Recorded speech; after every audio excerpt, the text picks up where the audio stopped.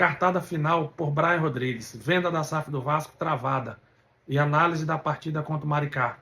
Só aqui, ó, no canal Vascaíno do Nordeste. O canal que vive o Vasco.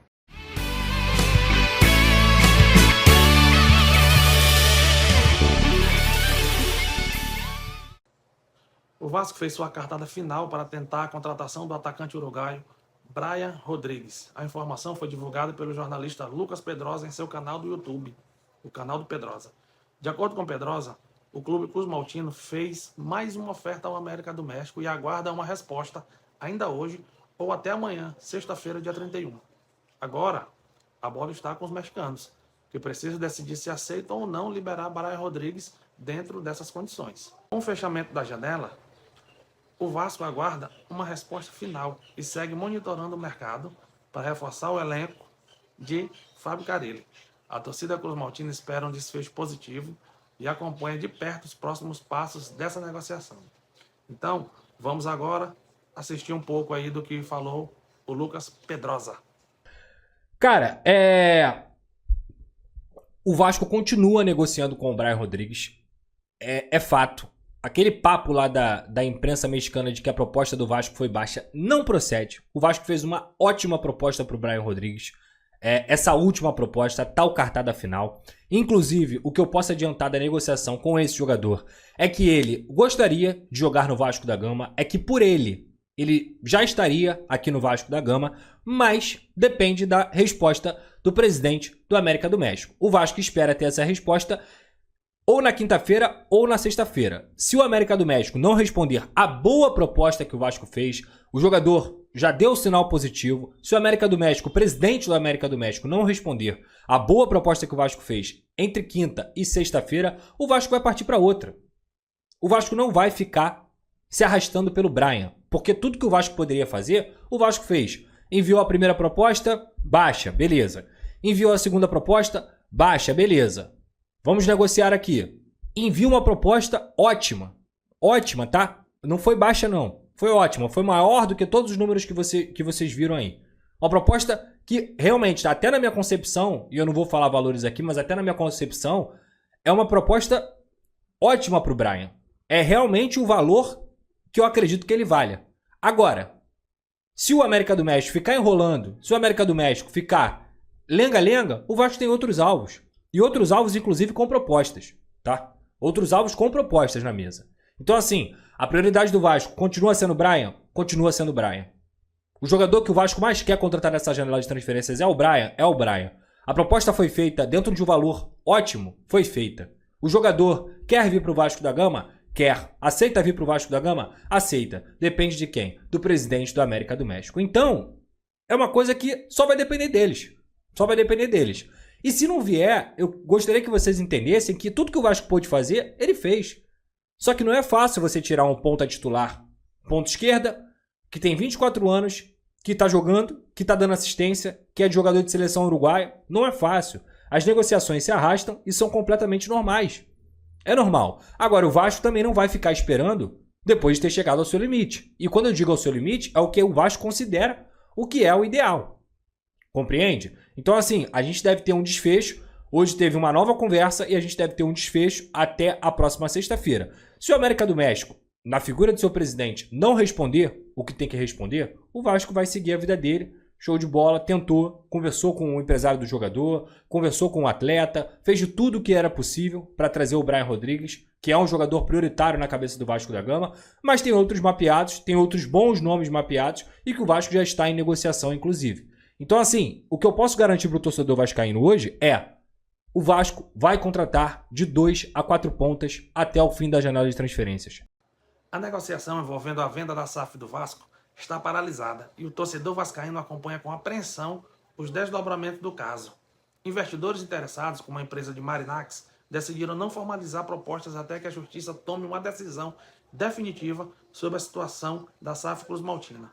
O adiamento do julgamento, que deveria ter ocorrido ontem, representa um obstáculo significativo para o Vasco da Gama, que busca resolver sua instabilidade financeira e estrutural. A incerteza jurídica dificulta qualquer avanço nas tratativas e pode impactar diretamente o planejamento do clube para os próximos anos.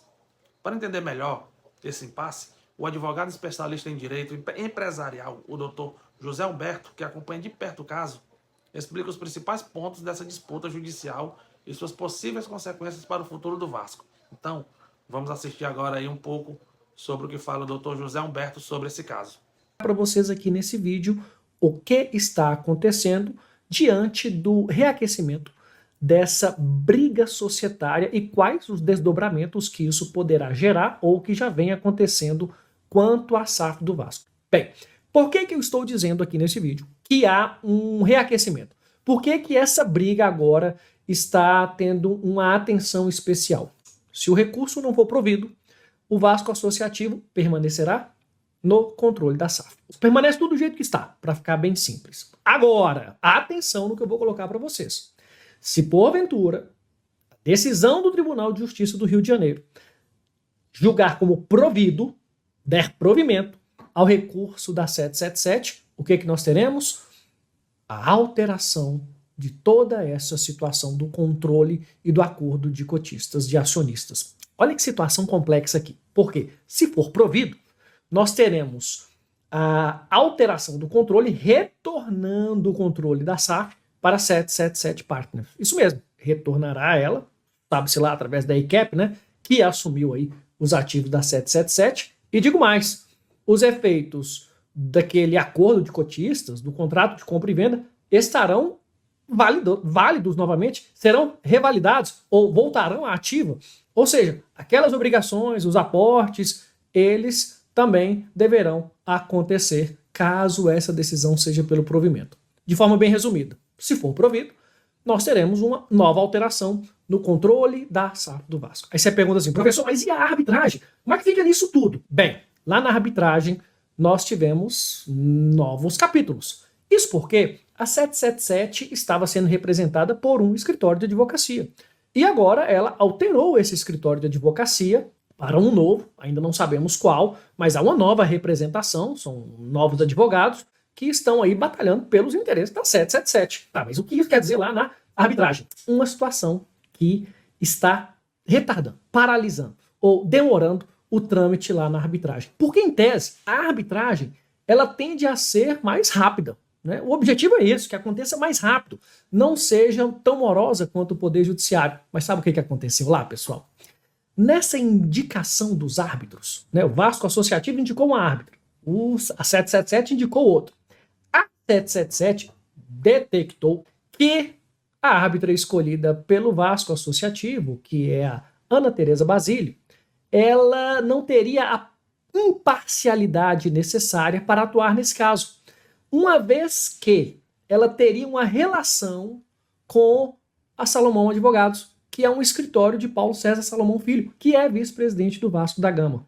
E aí nós temos uma certeza, que para que essa arbitragem prossiga, é importante que, atenção, essa parcialidade ou imparcialidade ou suspeita aí que está sendo colocada, seja superada. E aqui eu vou colocar para vocês dois pontos importantes. O primeiro é que todo esse imbróglio, toda essa situação, uma incerteza no Tribunal de Justiça quanto ao julgamento do recurso. E um segundo ponto, que é essa demora na arbitragem, isso é péssimo para a venda da SAF do Vasco, para investidores, para terceiros que queiram comprar a SAF do Vasco. Claro, né, pessoal? Como comprar a SAF do Vasco num ambiente de incerteza? E veja, se a 777 ela está batalhando no recurso para retomar o controle da SAF do Vasco, é porque ela deseja isso, é o que ela quer. Do contrário, já teria desistido do recurso, assumido a posição de desinteresse no controle da SAF do Vasco e permanecer ali como uma mera acionista, vamos colocar assim, e não é essa a realidade. Ela tem interesse em sim ter esse controle da Vasco. Você já refletiu como que esse cenário está impactando de forma negativa para o Vasco? Porque um terceiro, um investidor, ele realmente vai levar tudo isso em consideração por um ponto simples e bem objetivo: segurança jurídica. Como aportar recursos e assumir tamanha obrigação e compromissos num planejamento de compra de um clube de futebol sem ter essa segurança jurídica. Esse é um primeiro ponto que é muito ruim. E um segundo ponto que você deve saber. Bem, nós teremos a decisão do Tribunal de Justiça quanto a esse recurso. É uma liminar, uma decisão que não é final. a decisão final ela virá lá da arbitragem. Então, o que for decidido aqui lá no Tribunal de Justiça, se devolverá o controle a 777 ou se permanecerá com o Vasco associativo, essa questão ela será então remetida lá para a arbitragem, cujos árbitros eles poderão manter essa decisão, alterar, modificar, né, ou revogar essa decisão. Percebam, é uma decisão que será submetida, inclusive, para esses árbitros. Percebam que são capítulos e mais capítulos de uma situação, de uma questão societária que prejudica, no final das contas, a instituição, a SAF do Vasco. Porque todo esse cenário ele é prejudicial no que toca ao futebol, às despesas, aos investimentos. Enfim, é necessário e importante que esses procedimentos, esses processos sejam mais céleres para que o Vasco consiga, e durante esse ano de 2025, né, ter aí um cenário mais claro, mais transparente e tomara, né, com o investidor para que o futebol não seja.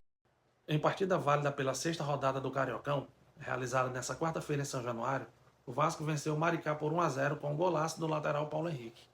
O técnico Fábio Carille optou por iniciar o jogo com uma formação mista, predominantemente composta por jogadores reservas. No entanto, a equipe apresentou um desempenho abaixo do esperado, com vários atletas não conseguindo se destacar em campo. Diante das dificuldades enfrentadas, Carille promoveu a entrada de alguns titulares ao longo da partida. Essas substituições surtiram efeito, trazendo mais qualidade ao time e resultando no gol decisivo de Paulo Henrique, que garantiu a vitória vascaína. Com esse resultado, o Vasco alcançou sua terceira vitória consecutiva no campeonato, encerrando a invencibilidade do Maricá na competição. Ontem eu senti falta, e ele citou isso na entrevista coletiva, até os 25 minutos, muita movimentação. Time tabelando, trocando passes, o Vasco tinha a maior posse de bola, chegou a bater 85% no primeiro tempo, mas depois da parada técnica, aos 25, o Vasco deu uma diminuída no ritmo. E aí eu senti falta das triangulações que têm acontecido, principalmente por dentro, com as infiltrações, que até os 25 do primeiro tempo a gente fez. Depois não. E ele citou exatamente isso. Claro que se deve ao fato também do time ter sido montado para aquela partida. Léo Jardim e Verrete são titulares. Eles se juntaram a outros jogadores que não são titulares. No segundo tempo, 3 titulares entraram. Então isso tudo impacta no próprio rendimento do time, porque tem uma coisa chamada entrosamento. E com pouco tempo de trabalho, as ideias ainda não estão totalmente conectadas. Sobre o Jean mais uma vez não fez uma boa partida. No entanto, e segundo o Carille, eu sempre enxerguei o Jean como se fosse um atacante lá de campo. Pelo menos assim ele foi contratado nessa temporada. Mas, segundo o Carille, ele enxerga o Jean como se fosse um meia. Ou seja, ali na posição que jogam Payet, Coutinho, Zuccarello, o Jean ele enxerga por ali. Então, me parece que se o Vasco não conseguir negociar o Jean, porque ele é um jogador negociável, assim como o Capasso, ele vai ter oportunidades por dentro, como meia. Não como atacante driblador de lado de campo, não é a função dele e o Carille não enxerga assim. E, aliás, nessa função, o Zuccarello que jogou bem ontem, estreando com a camisa do Vasco, foi elogiado pelo Carille. Ele e outros garotos terão oportunidades. O Helder estava no banco, ele é muito bem avaliado. O Felipe, que acompanha muitos jogos das divisões de base, entende que é um jogador que dá muita dinâmica ao meio-campo, assim era na base, capaz de ocupar os espaços, de fazer leituras dentro de uma partida, de mudar um resultado, né? Porque tem uma leitura de meio-campo.